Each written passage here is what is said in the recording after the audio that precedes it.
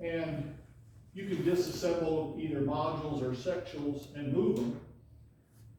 But sectionals, the main difference is they can only be put back together one way. Modules are able to be configured in multiple ways. So, what are the pros for modules? Well, it's an opportunity to try different scales. It's a fairly easy way to have some other opportunities. They're a comfortable size to try different scenery and track laying techniques. They're really ideal for people who live in small dwellings, apartments, RVs, things like that. They're a very easy way to do contesting. And then when you're done, you've got a really nice compact unit that you can display on your shelf. And it's a fun way to try all kinds of scenery techniques, and they're very easy to transport, particularly that size. And easy to move if you find yourself relocating. So all scales. Modular layouts can be reconfigured into a wide variety of track plans. The N-track guys do that all the time at shows. Other scales have module standards with HO narrow gauge, HON3, and HO standard gauge being common. This is an example of an HON3 module. This particular fellow models Colorado scenes on really tiny compact modules, kind of this size, and then he proceeds to put them all together at shows where they're kind of clustered together, but they don't really interconnect. They just display well.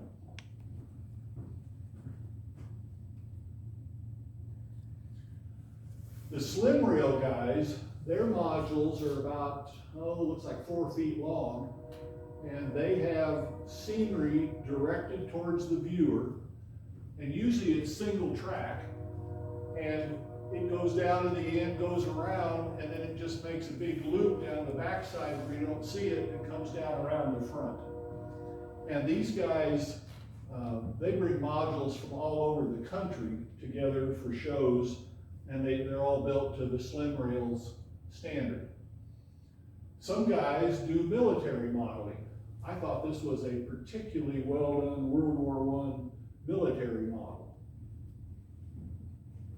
all on a module.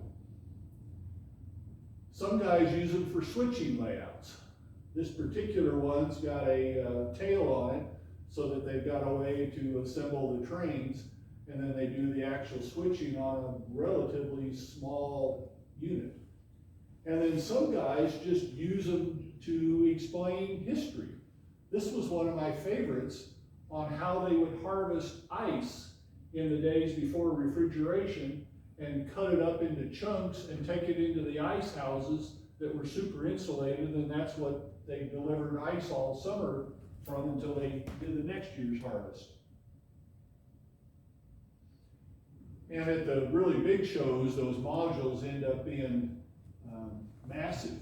You know, people bring them from all over and put them together. But those are big modules. This is another one of the fellow that he makes assemblies and shows them, which I thought was a particularly well done example. The cons. Modules like the size we just saw don't typically fit in cars or SUVs. A lot of guys have trailers, and they have support structures in the trailers to transport these to shows. That's a major investment. And there's a lot of time for tape setup and takedown. You've got to have some place to store them between the shows. And due to uneven floors, and there's usually quite a bit of time spent leveling. So that led to a need for a smaller solution, which has become known as T-track. So the history of T-track. all the issues we discussed with large modules brought about a new standard for folks that want to make things simpler. And these are small modules that are intended to sit on tabletops, like you see here, and connect together using Cato track. And there's standards for all the scales, but N scale is by far the most popular. These are huge in popularity.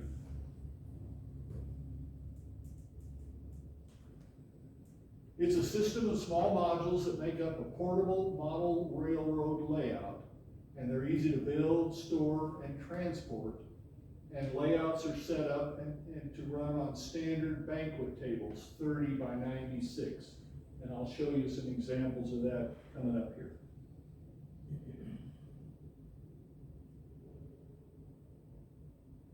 Okay, Lee Monaco Fitzgerald and her husband Jim are of apparent N-track fame, and they were shown a tram module at a meeting in Japan, I think with Cato, in August of 2000. And they realized that you could get a whole lot more people together in modeling, and so Lee built 3 modules to have at the St. Louis, Missouri, July convention, and then she took them to Japan for their convention, and ended up naming it T-track for trams, trolleys, trains, 2 tracks, and tabletop. And in the September and October 2001 issue of the N-track newsletter, they introduced America to T-track.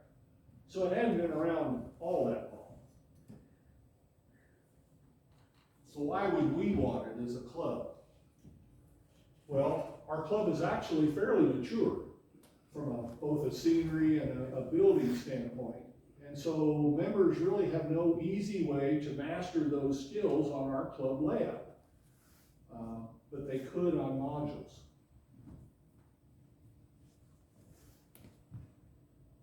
It would allow us to have an inviting presence at train shows and attract attention to our club.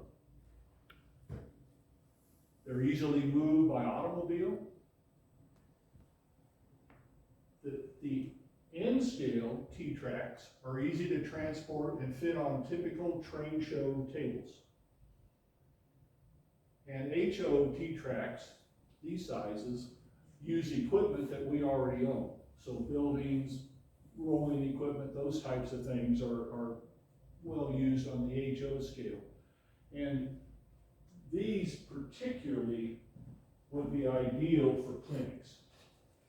You know, you could do all kinds of things at a clinic with a 1 foot square of foam.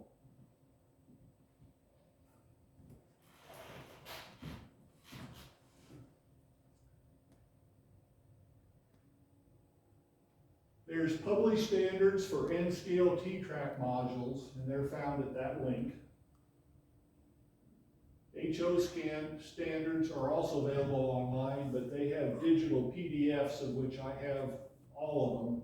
So those are available to anybody that has an interest. And then there's quite a few websites with helpful info for building, and every one of those has something of interest on it. The bottom one, the T-track wiki, is especially helpful when you get into some of the detailing.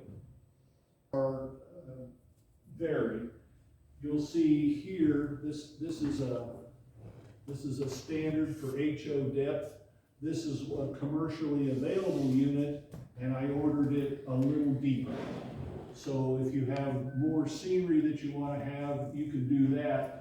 But this relationship between the front and the tracks is standardized. It's obviously you can convert it to inches, but everything tends to be in metric measurements because that's how Cato track comes. So they're typically sized in singles. This would be a single, these would be singles. Or doubles, these would be doubles, right here. Triples or quads. N-scale doubles are particularly popular. So the sizing for a single, that's the minimum standard and it's the most common building block. And the modules fall into three categories: straights, corners, or junctions. And so that would be a single. 308 millimeters wide with 310 millimeters of track. And what that means is that the track hangs over a millimeter on each end. So the next module clicks in place and leaves a 2 millimeter gap between the modules to take care of misalignments and so on. If you have a double, the double adds 2 millimeters of space, and of course the 2 308s, and that's how you end up with a double that aligns with everything else. The double is 618 wide with 620 millimeters of track. And then this explains what lengths of Cato track you would use to do that. Or you can use other lengths of Cato track. The end result is that you have 620 millimeters of track. Corners, the most common is a 90-degree corner, which gives you 365 millimeters of length on each side. And it talks about the radius of the track.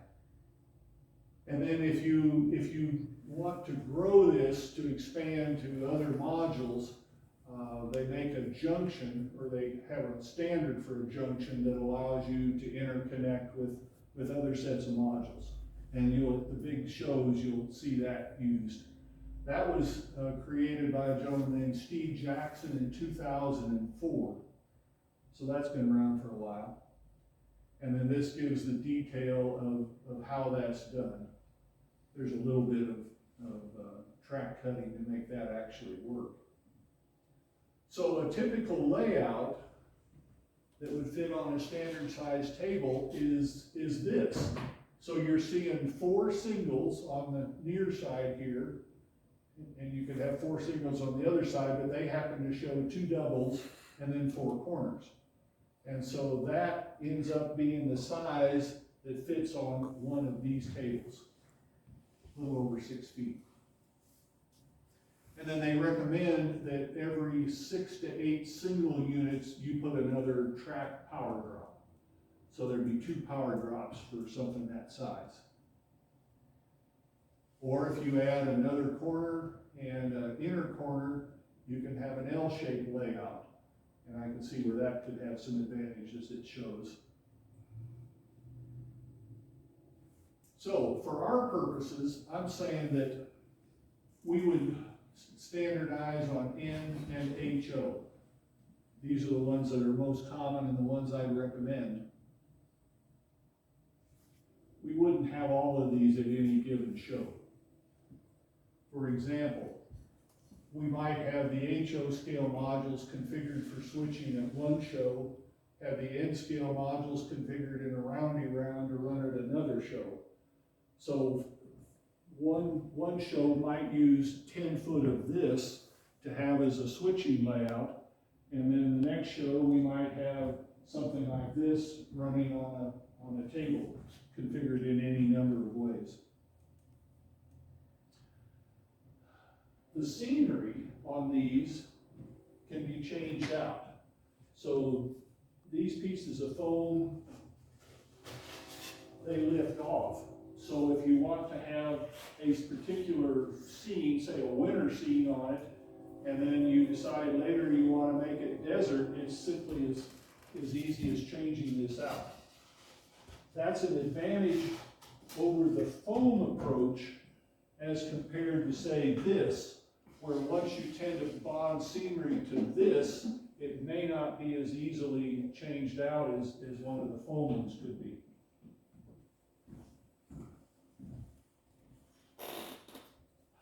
The other thing is N-scale track, when you change the scale of the scenery, becomes narrow gauge. So these modules can be N-scale standard gauge, as you see there, or if you change out to HO scenery, they become HO narrow gauge. These become HO standard gauge, but if you change out the scenery to O scale, they become OM30 narrow gauge. So you have the ability to do some scale shifting.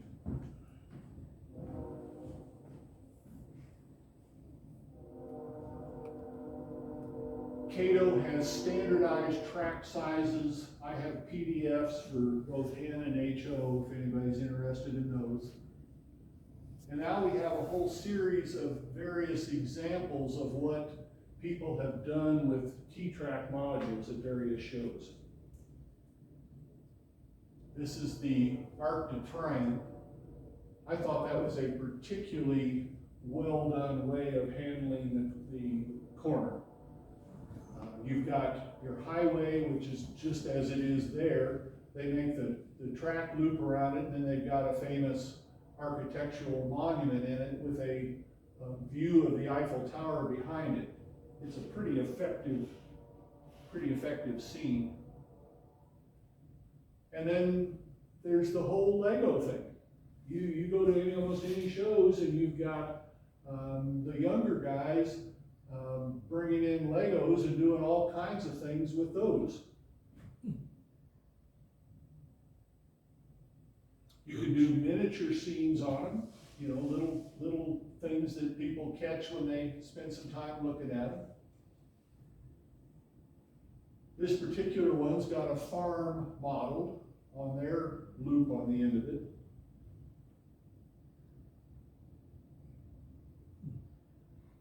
This one's got the wind turbine and the guy putting feed out from his truck for his cattle.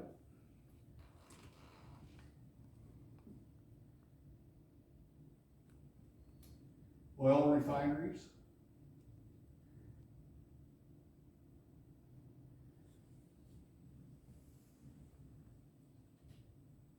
This one has several views in it.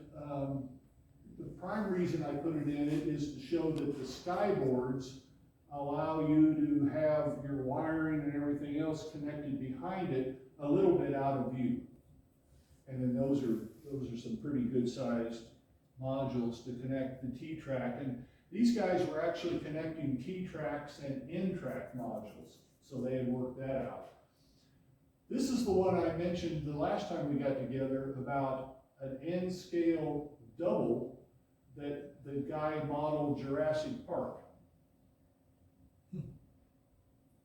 So you've got all the barbed wire and everything else in there for a fairly detailed standalone model that had a lot of memories for people that have seen the movies. You've got ball diamonds, you've got swimming pools, you've got a entire Star Wars Lego model in which the guy did a particularly good job of blending his skyboard with his module.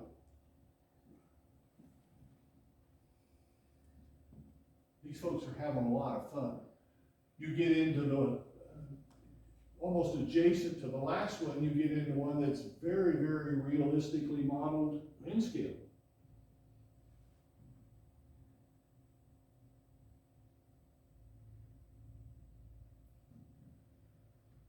I'm sure the fellow that did the Arc de Triomphe did Big Ben, but again, it's got a very nice theme.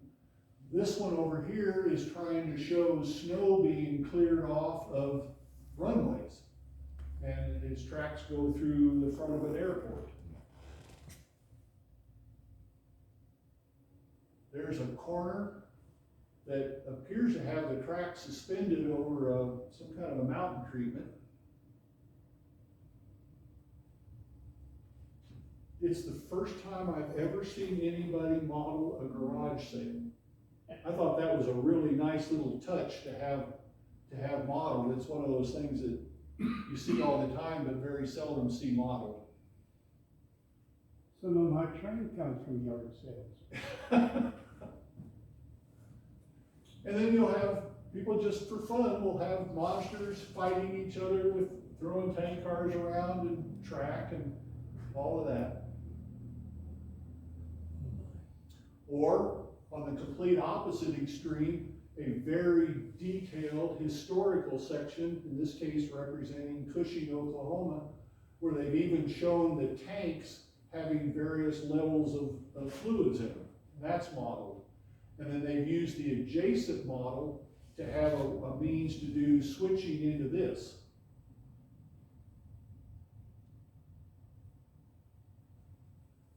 And then there's another, this I think was a double, but particularly in the photograph, you can spend a fair amount of time figuring out where the skyboard starts and the module ends.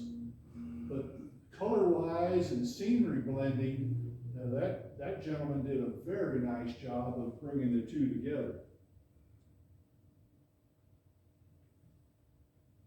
And this is where you're seeing some N-track guys interfacing with the T-track guys.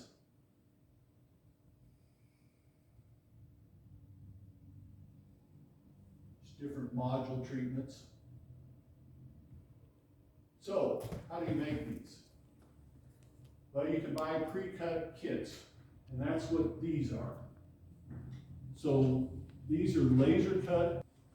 There's a hole in the top that allows you to put a screwdriver in there and unscrew these bolts so you can adjust them from above, a feature we would have enjoyed earlier. And they come with the bolts. Now, I wouldn't recommend using the bolts if you're going to put these on fine furniture, but if you're going to put them on plastic tabletops, they work fine. That is a extra deep HO scale module. This is a standard size T-track module for N scale, and it has the same holes in the bottom, the same feed adjusters, same adjustment on the top. I glued them together and I put some sanding sealer on them just to make them a little nicer. This is a T-track double, built the same way, but with a little extra depth. And that, if you were to model the Jurassic Park, that would be the size module that it would be done on. So that's one way of doing it, and those can be ordered from the list there. They're all similarly priced, and we'll get into that in a little bit. There's also a foam-based one you can get that Woodland Scenics makes. And it instead of being plywood-based, is all done with foam, and you bond everything together on it. I don't have one of those here to show you. And then a company called Dick Blick makes painting panels.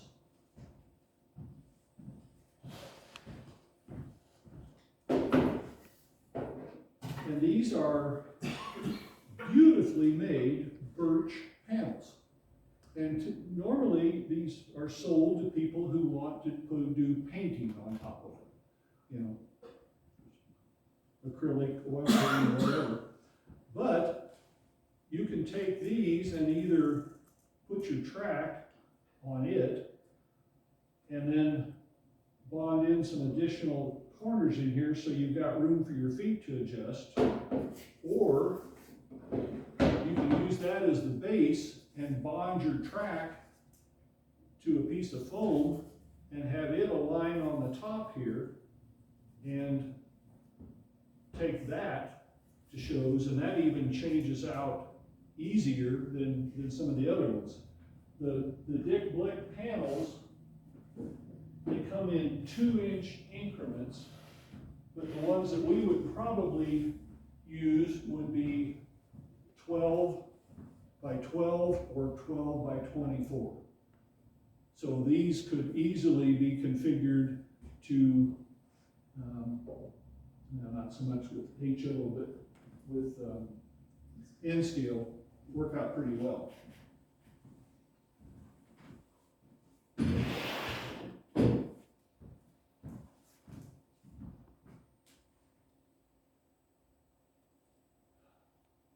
you can make them from scratch. And there's a whole bunch of ways to do that. You can get standard size pine boards and foam sheets that allows the modules to be mass produced. The sky boards are out of Luan plywood. The least expensive way to do it is indicated here. This is probably the cheapest T-track module you can make. It's, I call it the tripod. It's only got 4 pieces of dimension lumber on it and 3 feet, and then you have foam fit on either side of it, and there's no particularly good way to put a skyboard on the back, but you might be able to have one held in place with 2 fasteners. So that's one method. The one that I ended up pursuing was these.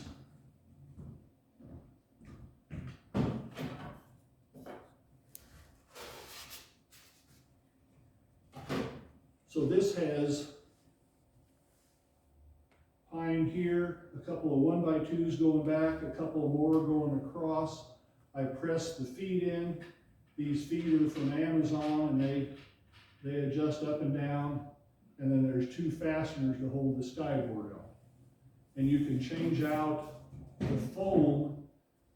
Now, 3/4 inch foam fits flush, but the foam that was available to me was 1 inch. So I ended up notching it, which actually makes it tend to lock in place a little bit better, which I think is probably slightly better, but it's certainly not required.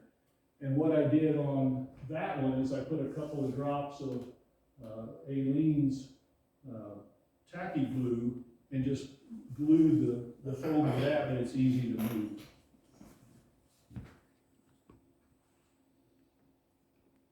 So, what we're going to show is the N-scale minimalist version, which is the tripod, the N-scale traditional version, which is this, the HO scale traditional version, which is a single, like any of those on there, or the double, which is like the 2 with the lights. Now, I just went over that with you, but one of the things that you can do is if you want to have a little nicer display, baseboard molding is just exactly the right height to be cut to the length of these and put in place to make them a little nicer to display. So if you're going to have it at your house or maybe on a shelf and you want them to look a little nicer, this comes in obviously white or birch, walnut, dark walnut, all kinds of things. So you can put that on there to make it a little nicer to show. And was that for HO and N? Yeah, it's the same height. Yeah. And then there's the details for the tripod.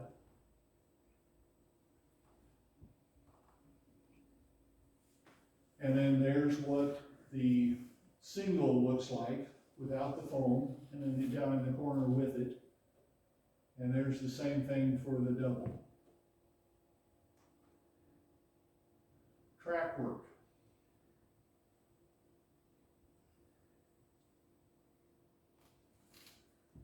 The standards, everybody's standards requires that Cato track be used at the connection points right here. And it's because it makes the mechanical and the electrical connection to hook all these together. But the standard only requires it at the connection point. So if turns out you want to say hand lay all your track between here and where it joins, you can come in and do that and only have an inch or 2 of the Cato track doing the connection. Or if you don't want to pay Cato track prices, you can put Cato, convert over to say Atlas or Bachmann track, put that in, and then make sure you're back to Cato by the time you do the transition. Now, whether anybody actually does that, probably not. All the ones I've seen so far use Cato track throughout, but that's not required. Skyboards. They fit behind the module. These are actually painted the color of the NMRA standard for HO scale T-tracks. And typically they put clouds on them. But you can use photos to great effect. So in this case, you've got your clouds painted on the backdrop of the module, and it's darker blue at the top, fading to a lighter blue at the bottom. And the way that's typically done is you have cardboard, shirt cardboard, that's got the edges of a cloud cut into it, and you lay that on your backdrop, and you take a can of white spray paint at a great angle and fog it on, and it gives you the hard edge at the top, and then it fogs the paint down as it goes down the backdrop. And then by changing the depths of how far away you are when you spray, you get the different depths of the clouds. But I find this fascinating. Most of what you see in that scene is actually a photograph.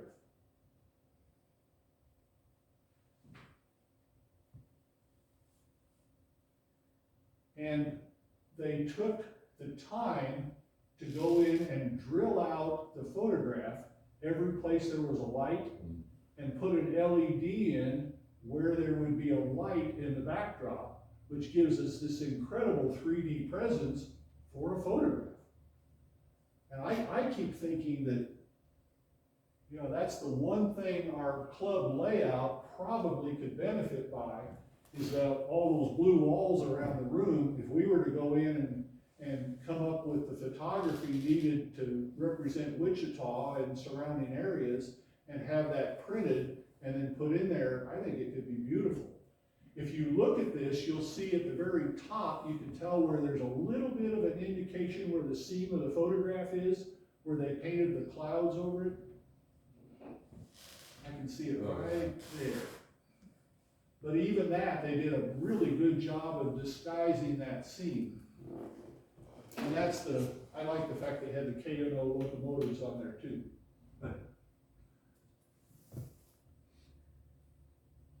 This was a hand-painted backdrop on another skyboard.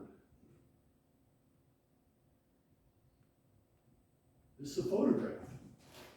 And the photograph blends the whole scenery of houses on a mountain with the Dairy King in the foreground. Wiring.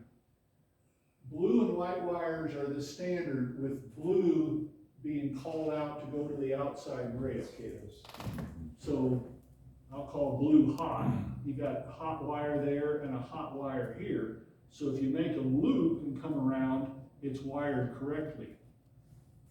But the minute you put something like this in here, now all of a sudden you've got the potential for a short. So depending on how the modules are used, you've got to make sure you understand how your wiring is going to be handled. And that T-Track wiki goes into some of those issues at great length. Some people, particularly when they have the rounding rounds, they'll have one track DCC and one track DC, so you can run anything you want, because until you connect them, there's no issues. And obviously a lot of discussion is going to be had over how those modules would be used. And then Cato has all kinds of ways to connect wiring to track. They have, these little plugs can be replaced with wire leads. They have track that has wire in them. They have additional ways to snap modules in the back. So there's all kinds of ways of connecting. They've done a pretty good job of planning all that out. And that particular website gives you all the information on what you need to know. We talked about changing out the scenery. You know, it's on the plywood ones, it's more or less permanent, but the foam panels allow you to change it out rather easily. So you can experiment at very little cost.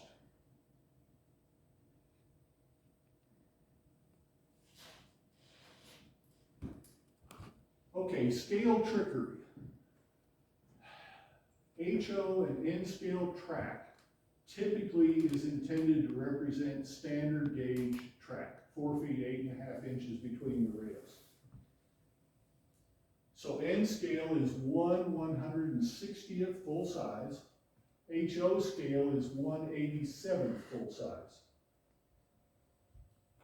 But when you use those track widths in other scales, they represent other track widths. So N scale track with HO scale scenery becomes HO N30 narrow gauge. And that would be an example of this. So that, when you put HO scale equipment on it, it's 1/87th actual size, which is roughly half of the standard 4 foot 8.5 inch width. So that becomes HO N30.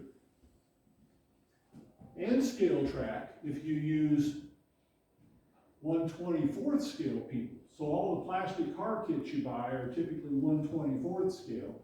So if you put 1/24th scale scenery with N scale track, that represents ride-on railroads in a 15-inch gauge, much like you'd see used in city parks.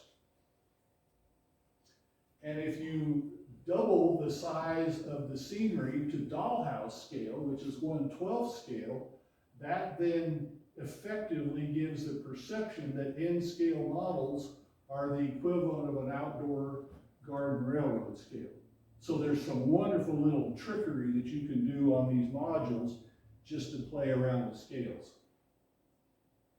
So what's all this cost?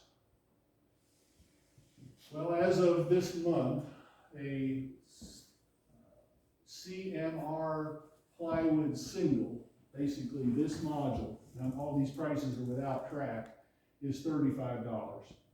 The same module in N scale is $30. None of them are available. They're all out of production. But when they get back in production, that was what the prices were. The Blick panels, these are $18 or $23.50 for the doubles, the 12 by 24. And these are available, but that price does not include any feet or the skyboards or track. Scratch built modules work out to be an HO single, so that would be this, is $20. The double works out to be $30. The N scale single, which would be one of these are right at $9.50. Some of that's depending on what you end up paying for the foam. And the minimalist one, the tripod, is $6.50. And that was based on 1x2s that price out at 7 cents an inch, with the other wood pricing as you see there. The skyboard, at the time I bought the Luan plywood, was about $32, $33 a sheet, so it's about $1 a square foot. The 4 adjustable feet are $3 1/4, or roughly 80 cents each from Amazon, and foam, which is all over the place price-wise, at the time I bought it was 40 cents a square foot. So And that's how how long those ago prices was that? came about.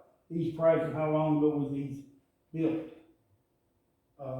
The pricing, I built them many months ago, but I priced them as of last week. Oh, because I know And that's the without, price of wood is fluctuating so bad. Yeah, and that's without labor.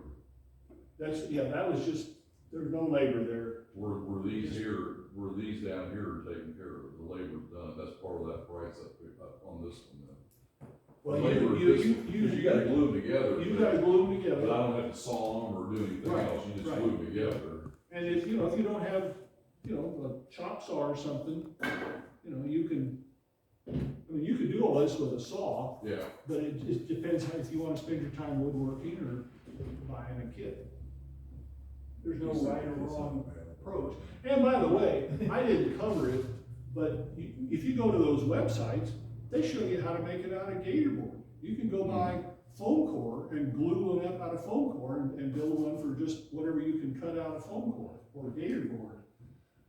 Some people are making them completely by just stacking 2 and 3 inch foam, and that whole way works. So I mean, all you really have to do is have the right width and the track accurately located.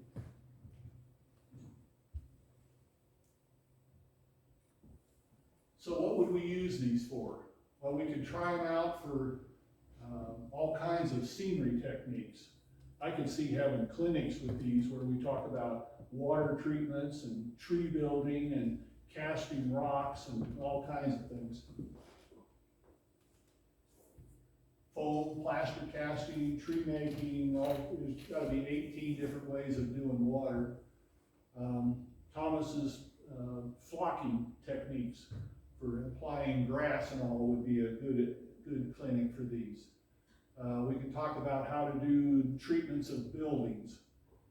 And maybe you model, in my case, Colorado mountains, but you just decide you want to try your hand at a desert scene or a city scene or an industrial scene. These lend themselves to that.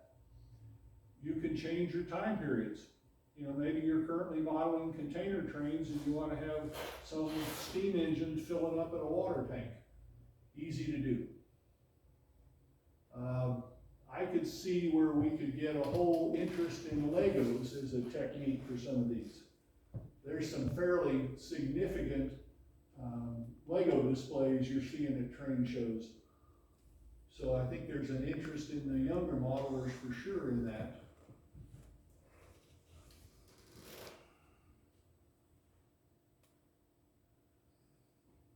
They're an easy way to try out hand laying track. If you ever want a hand lay a track or a stub switch, this would be a great way to do it.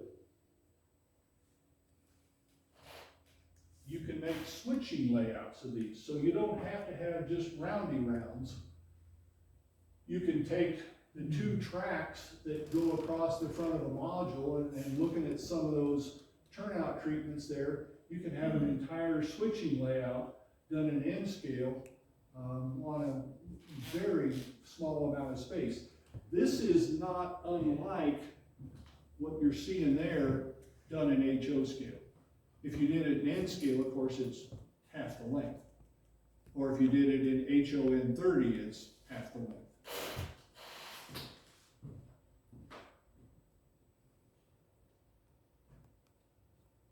They're great for shelf displays. This is one I showed earlier, and I'd be tickled pink to have something of that quality sitting on my bookshelf at home. Lighting. We know from the Wichita train shows that the lighting's sketchy. So I've got these, which have a number of capabilities on. They clamp in place. They use little bits of power. They change color temperature. So you could have them, say, in this super cool setting and dim it down to the point it could represent a night scene, and you could have all your buildings lit up with LEDs and make a pretty nice display. Go back to the warm temperatures. And of course, they just turn on and off. And they're about $11, $13 each, depending on the sale prices you can find. Skyboard lights, we talked about the LEDs in the skyboards, and of course you would probably want to have your buildings illuminated.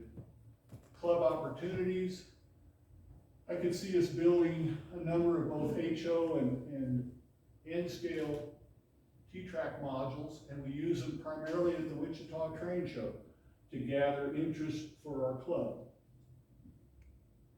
It promotes both the club and modular railroading, and I would say we would have a different set of modules at every show. HO for some shows, N-scale for others. They're well suited for clinics, and that replaceable foam section really allows us to do some easy change outs. And if you do something and it just turns out really bad, you're out a piece of foam and some material. can use it for display of equipment, promote merit badges for scouting. There's been some talk about having window displays in Augusta. That might be an effective use for these. Christmas themes are an opportunity. And this is what not everybody has the same level of modeling skills in our club. And before we just let people take off on the club layout, I think this would be an ideal way for people to show what they're capable of doing, their level of skill, and work up to the point that they could be released on the layout. So I think there's an advantage there. So, my recommendation, each interested club member acquires or builds or purchases their own T-track module, scaled to be what they're interested in. We create a special interest group to support the module efforts, and then that special interest group adopts a standard. There's a bunch of standards out there, they're similar, but at some point you've got to say, this is the one we're going to use. So we would do that. The special interest group is because not everybody in the club is going to want to do this. So that would be almost a club within a club. But it reports its activities at the business meetings. So every business meeting, there would be a report from the SIG representative of the club saying what they're doing and so on. The club, however, covers the cost of all table rentals for the modules to be placed at a given show. So however many tables that we need for our club, plus the modules, the club would pay for. I think there needs to be at least 6 active members to make this worthwhile. If this is a 1 or 2 person event, I don't see it being something that is going to survive. If it becomes a club within a club, it's going to have a name, something that gets promoted as part of the module effort. And then of the 6 that would be in this SIG, you'd have to have 4 of them that would actually be willing to go to the shows and bring their modules.